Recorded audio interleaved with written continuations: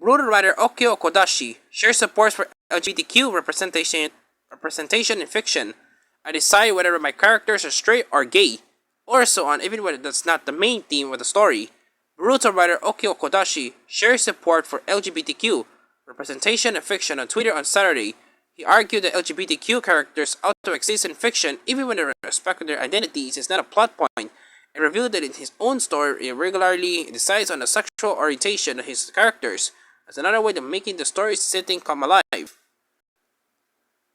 Kodachi was responding to a tweet and argued that the reason why LGBTQ elements don't tend to appear in anime and film is because of Chekhov's gun, which is a dramatic principle that states that every story element must directly contribute to the overall narrative.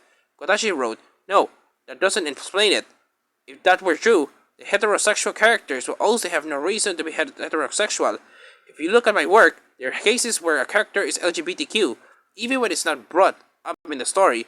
It's the same thing as having a straight character, even when the plot doesn't delve into it."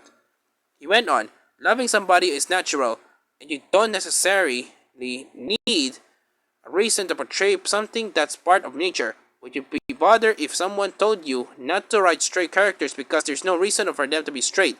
It will bother me. After all, even putting aside sexual orientation, you establish characters by coming up with details about them.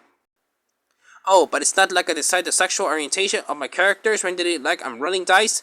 I just decide whether my characters are straight or gay, or so on, even when that's not the main theme of the story. In my opinion, it makes the world depicting feel more natural and alive." Translation by Anime News Network.